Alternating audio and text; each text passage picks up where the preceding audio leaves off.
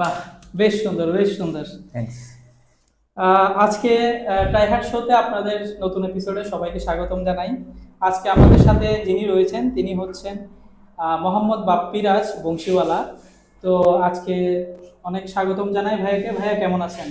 ভালো আছি ভাইয়া, আপনারা ভালো আছেন? জি, আলহামদুলিল্লাহ ভালো আছি। ট্রাইহার্ড শো এর এই নতুন এপিসোডে আপনাকে কাছে পেয়ে আপনাকে খুবই আন্তরিক ফিল করছি। ভালো আছেন? আমার কাছে খুব ভালো লাগতেছে, আমি খুব ভালো আছি। জি ভাইয়া, আমরা আপনার এই পড়ালেখার যে জার্নিটা সেটা সম্পর্কে মানে শুরু থেকে একটু জানতে চাইবো আপনার সম্পর্কে। কোথায় আপনার বসবাস, কোথায় থাকছিলেন, এখন কোথায় আমি আছেন? আমার জন্ম চট্টগ্রামে, আমি চট্টগ্রাম বন্দর পোর্ট কলোনির বাসিন্দা। একজন ছেলে। আমার আব্বা আম্মা গভর্নমেন্ট সার্ভিস করার সুবাদে এখানেই থাকা হয়। এই বন্দর নগরী থেকে আমার উত্থান, এখান থেকে আমার কথোপকথন। আচ্ছা, তো ভাইয়া পড়ালেখার জার্নিটা একটু জানতে চাইবো। পড়ালেখা বন্দর স্কুল, রেল স্কুল, পাশাপাশি এখান থেকে টেস্টেড ভোকেশনাল করলাম, জেনারেল পড়াশোনা করছি। এখান থেকে এমএস কলেজ থেকে ইন্টার করলাম, তারপর ডিগ্রি করলাম বান্দরবান সরকারি কলেজ থেকে। আচ্ছা, পড়ালেখায় আপনি কেমন ছিলেন? পড়ালেখা তেমন ভালো ছিলাম না, যেহেতু দুরন্ত বাসির পিছনে ম্যাক্সিমাম টাইম আচ্ছা আচ্ছা। সময় বের করার পিছনে অনেক পিছিয়ে গেছি। তারপরে তো পাস করে যেহেতু আসছেন প্রত্যেকটা স্টেজ, তার মানে ভালোই ছিলেন। মোটামুটি, এত ভালো না, মোটামুটি আচ্ছা বলতে আচ্ছা। পারি। সবাই সবাইকে মানে মানে নিজেকে 100 মার্ক দিতে চায় না, তাই আর যা কি। যা একটা বিষয় আর কি। ম্যাক্সিমাম টাইম পড়ালেখার চাইতে মিউজিকের প্রতি থাকতো বেশি মন মানসিকতা। জি জি দেখা জি যাচ্ছে বন্ধুবান্ধব প্রোগ্রাম করতেছে, আমিও বাসি টেনে বেরিয়ে গেলাম, কিংবা সাংগঠনিকভাবে ছোটবেলা থেকে যুক্ত, জি সেহেতু একটু তারপরও মোটামুটি খারাপ রেজাল্ট করি নাই, মোটামুটি ভাবে জি, সব স্টেজ তো পার করে আসছেন, ডিগ্রি তো কমপ্লিট করেছেন, যেহেতু খারাপ স্টুডেন্ট তো হবেন না। আচ্ছা, যাই হোক, আপনার প্রফেশনাল লাইফটা অর্থাৎ বাসির জীবনে কিভাবে আপনি নিবেশ করেছিলেন আর কি? বাসিটা আছে একটা নাটকের মতোই লাইফটা। আমি যখন ইন্টার পাস করলাম, ইন্টার পর্যন্ত টুকটাক বাজাচ্ছি এদিক সেদিক অনুষ্ঠানে। এরপর থেকে যখন আমি রাগারাগি শেখা শুরু করলাম উস্তাদ ধরে, রেডিও টেলিভিশনের মাধ্যমেই। উস্তাদ ছিল সালাম ভাই, উস্তাদ হাবিবুর রহমান। তো ওখান থেকে একটা অফার আসলো যে বান্দামি বাজার বংশীবাদক লাগবে, ওখানে বংশীবাদক নাই, যদি কেউ অ্যাপ্লাই করে ক্যাজুয়াল হিসেবে। তখন আমি ঘরে জানালাম জিনিসটা বিষয়, আর বান্দামান একটা ভাই গুড লোকেশন, দেখার মতো একটা এরিয়া। ভাবলাম যে ক্যাম্পেইনও হলো, কাজও হলো, শিখা হলো, ঘোরাঘুরি বিষয় হলো। সুবাদে মোটামুটি ঘোরাঘুরি লক্ষ্য আমার উদ্দেশ্য ছিল। আচ্ছা আচ্ছা। ঘর থেকে বেরিয়ে যাতে আমি একটা আলাদাভাবে একটা স্বাধীনভাবে জীবনযাপন করতে পারি। জি, তো ওখান থেকে থাকা, ওখান থেকে 3টা বছর ছিলাম, খুব কাছ থেকে দেখেছি বান্দরবান। খুব ভালো লাগছে আমার। ওখান থেকে মনে বার থেকে শুরু কার্যক্রম। বুঝতে পেরেছি। মানে আমি জানতে চাচ্ছিলাম মানে একদম শুরুটা মানে শুরুটা কাকে হচ্ছে, দেখে আপনি ইন্সপায়ার হয়েছিলেন? আমি বাংলাদেশের যেমন বিখ্যাত বংশীবাদক মনিরুজ্জামান মনির, জালাল ভাই, গাজী আজিজুল হাকিম, আমাদের ঢাকা মুটক ভাই আছে, চিটাগাং আমাদের রণধীর স্যার আছে, ওনাদেরকে দেখে মূলত ইন্সপায়ার হয়েছি। তারপর মোটামুটি তাদের সাথে দেখা করার সৌভাগ্য হয়েছে আমার। এখনো করতেছি ক্লাস ওনাদের কাছে। এখনো মাঝে মাঝে প্রাউড ফিল করি যে তাদেরকে টেলিভিশন দেখি, দেখতাম, ভাবতাম, তাদের কাছ থেকে এখন ক্লাস নিচ্ছি। এটা আমার খুব ভালো একটা লাগার বিষয়। বর্তমানে আপনি কোনো জব ক্ষেত্রে আছেন? বর্তমানে আমি আছি বাংলাদেশ বেতারে আছি, বংশীবাদক হিসেবে কাজ করছি ওখানে। কত বছর ধরে আছেন ওখানে? 2012 সাল থেকে। 2012 সাল থেকে। 12 সাল বাহ, থেকে। বেশ। 12 24 25 অলমোস্ট আপনি 11 বছর আছেন। 11 বছর। তো আপনার টাকার উৎসটা আমরা ধরতে পারি ওইখান থেকেই ওখান আসে? থেকে বলতে পারেন, পাশাপাশি একটা বিজনেসও করি ছোট ভাইয়ের সাথে। ওইটাও অপশন হিসেবে আছে আর কি। শুধু তো বর্তমান যুগে মিউজিশিয়ান কিছু করা যাবে না। জি, জি। পাশাপাশি আমরা দেখতেছি আমাদের দেশের মানুষ খুব অবহেলিত, যাদের মিউজিক ডিপার্টমেন্টের মানুষ। যেমন পাশের দেশ আমাদের ইন্ডিয়া যেভাবে মিউজিশিয়ানদেরকে, শিল্পীদেরকে খুব ভালোভাবে টেক কেয়ার করে, বাংলাদেশে সেটা বাংলাদেশের একটু খুব কমই অবহেলিত। আছে। আমি চাই আপনাদের অনুষ্ঠানের মাধ্যমে সরকারি পৃষ্ঠপোষকতা এবং কি আমাদের সামাজিক যে সংগঠনগুলো আছে, সবারই উচিত মিউজিক ডিপার্টমেন্টের পাশে থাকা, শিল্পীদের পাশে থাকা। কারণ শিল্পীরা হচ্ছে মানবিক, খুবই অভিমানী। এটা আমাদের প্রিয়ত বস আইব বাচ্চু বন্ধু ভুলে গেছে। তো তারপরে টুকটাক চেষ্টা করে আমি মনে করি যে শিল্পী কখনো লাভ করছে না, শিল্পী খুঁজে শিল্প। বুঝতে পেরেছি। আপনি বোঝাতে চেয়েছেন যে একটা আপনাদেরকে সম্মানই দেওয়া হয় প্রোগ্রামের পরে হোক, একটা কাজের পরে, সেটা একটু কম, এটা বলতে সেটা চাচ্ছেন? আছে, আমরা তো যেটা পাই আমরা মাসিকভাবে, এটা তো আমাদের একটা কিন্তু যারা অবহেলিত, যারা প্রোগ্রাম করতেছে, অনার করতেছে, তাদেরও উচিত যে শিল্পীদেরকে দেখা। এখন বর্তমানে যে ধরনের পরিস্থিতি দেশের, শিল্পীদের প্রোগ্রাম ওভাবে খুব কম পাওয়া যাচ্ছে না। দেখা যাচ্ছে করোনাকালীন সময়ে অনেক শিল্পী তো তাদের প্রফেশনই ক্যান্সেল করছি। মানে এই প্রফেশনটা ধরে রাখা যাচ্ছে না, ধরে রাখা যাচ্ছে না। দেখা যাচ্ছে অনেক ট্যালেন্ট আছে, তা সত্ত্বেও বের হয়ে আসতেছে না, বিষয় করে বের আসতেছে না, ধরে রাখতে পারতেছে না প্রফেশনটা। দৃষ্টিভঙ্গি থাকলে জিনিসটা শিক্ষার বিষয়গুলো আছে ইনভলভ হওয়ার জন্য। কারণ ইয়াং জেনারেশন এখন যেভাবে অসামরিক কাজে ঝুঁকে পড়ছে, শিল্পী সংস্কৃতি চর্চার মাধ্যমে আমি মনে করি যে একটা সুন্দর জাতির দেশ গঠন করা সম্ভব। বুঝতে পেরেছি। আচ্ছা ভাইয়া, আপনাদের যে বাঁশিগুলো রয়েছে এখানের মধ্যে বিভিন্ন সাইজ আছে দেখতে পাচ্ছি, এই যে বিভিন্ন সাইজ, ছিদ্রর মধ্যে কয়েক আপনার 6টা আছে, 7টা আছে, এখানের মধ্যে কি সুরের তারতম্য হয় ছিদ্র কম বেশির মাধ্যমে? না, এটা হচ্ছে বেদের বাঁশি মূলত। এটা হচ্ছে মূলত দুঃখের কষ্টের যে বিরহ যে সুরগুলো আছে, আচ্ছা আচ্ছা আচ্ছা। এই বেদের বাঁশিতে এটা প্রকাশ করে আর কি। এটা জি শার্পের বাঁশি, ঠিক একই স্কেলের বাঁশি আছে এটা। এটা হচ্ছে ছোট বাঁশি। ছোট Same বড়ের scale। মাধ্যমে কি আপনার এই সুর মানে অর্থাৎ সাউন্ডটা বড় ছোট হয় কিনা? সাউন্ডটা হচ্ছে সম্পূর্ণ বাতাসের মাধ্যমে এটা আমরা আপনার প্রকাশ মুখের করি। রিদমের উপর রিদমের সাউন্ডটা উপর সাউন্ডটা করে। আর এর ভিতরে হচ্ছে বেজের বাঁশি নাম আছে। এটা আমরা বিভিন্ন নাটকের ক্ষেত্রে কিংবা গানের আগে প্রিলিউড, ইন্টারলিউড যে কাউন্টারগুলো হয়, আমরা মাঝে মাঝে এটা দিয়ে আমরা ইউজ করি। যেমন এটাতে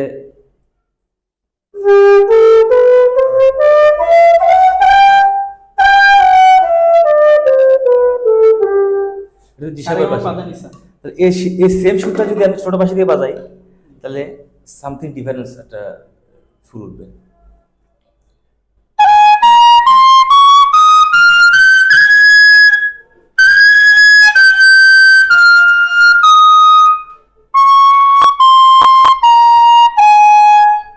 ম্যাক্সিমাম টাইম গানে, কমার্শিয়াল গানে এই ধরনের বাঁশি ইউজ হয়। আচ্ছা আচ্ছা, বুঝতে পেরেছি। আর এটা হচ্ছে অর্গান, মাত অর্গান। এটা ট্রেডিশনাল ইনস্ট্রুমেন্ট, যদি একটু সবাই জানে। প্লে করতেন আর কি।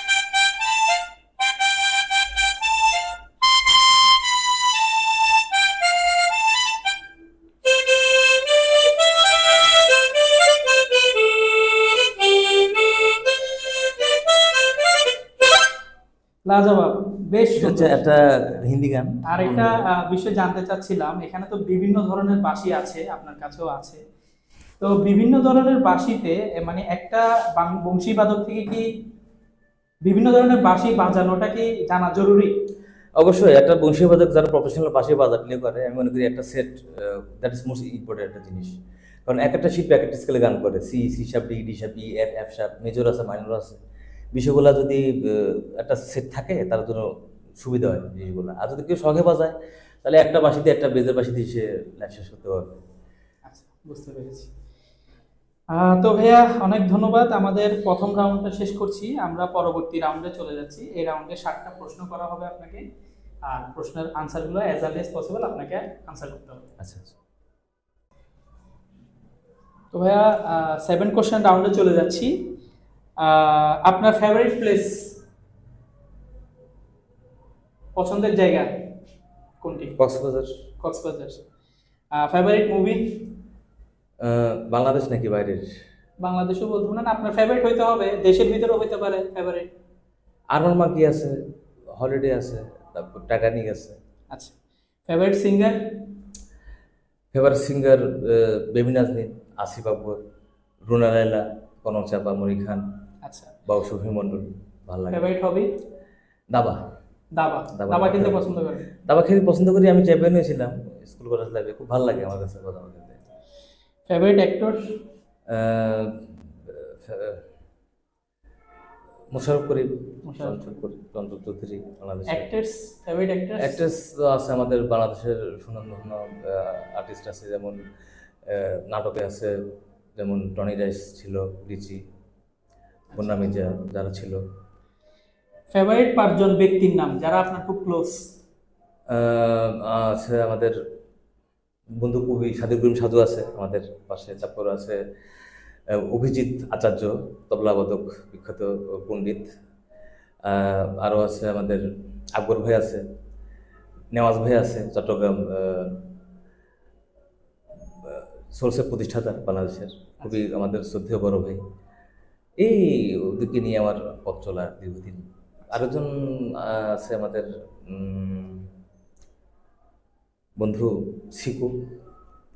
আচ্ছা, ধন্যবাদ আপনাকে। আলবারাকা একটি মোটরসাইকেলের শপ রয়েছেন, যারা হচ্ছে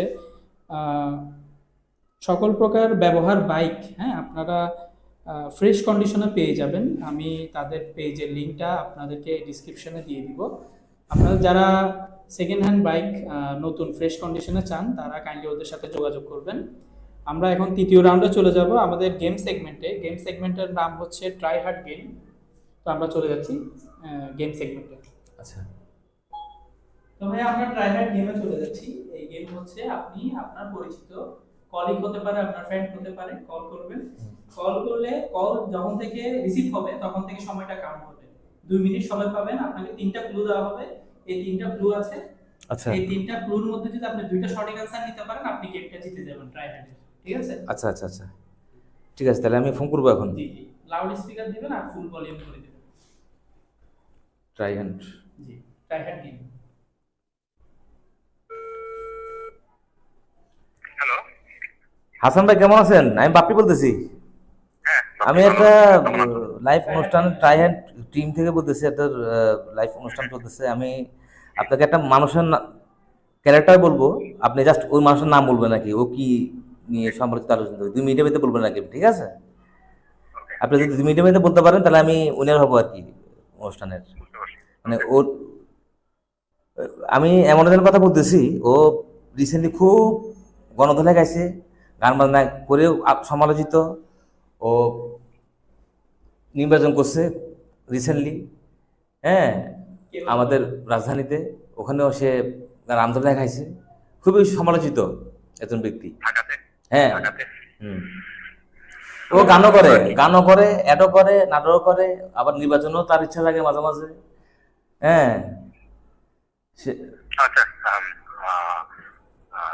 মাইকেলে গেছে হ্যাঁ, হ্যাঁ, হ্যাঁ, হ্যাঁ, হ্যাঁ, মানে ওকে রিউমার ছড়াইছে খুব, মানে ইয়েটা অর্থাৎ মানুষটা কি রসিক টাইপের, খুব রসিক টাইপের মানুষ। হ্যাঁ, হ্যারাসমেন্টের শিকার হয়েছে হ্যাঁ, হ্যাঁ, হ্যাঁ, হিরো আলম। ইয়েস। জি, সেকেন্ড ঠিক আছে, ঠিক আছে। আচ্ছা, আরেকটা হচ্ছে আপনার বাংলাদেশে এমন একজন পারফর্মার, নায়ক, হ্যাঁ, ও নিজেরে অনেক বড় ডন মনে করে। এমনকি সে বাংলাদেশে একজন প্রতিষ্ঠিত ব্যবসায়ী, অভিনয়ের পাশাপাশি সে ব্যবসা দিতে বেশি বেশি প্রতিষ্ঠিত। আপনার চলচ্চিত্রের নায়ক। আর 20 সেকেন্ড আছে। নাম বলবো হ্যাঁ, ইয়ে কি অনন্ত জলিল। অনন্ত জলিল। হ্যাঁ, ঠিক আছে, ঠিক আছে, ঠিক আছে, আরেকটা আছে। ঠিক আছে আনন্দ ভাই। আরেকটা আছে। হ্যাঁ, তারপর আরেকটা আছে, গরু চড়ায় যে আপনার রাখা দিয়া, আপনার গরু ছাগল, আপনার যেখানে বনে বনে জঙ্গলে গরু ছেড়ে ও একজন বাজায়, যে একটা ইনস্ট্রুমেন্ট বাজায় গ্রামগঞ্জে প্রতিনিয়ত, এই ইনস্ট্রুমেন্টের নাম কি?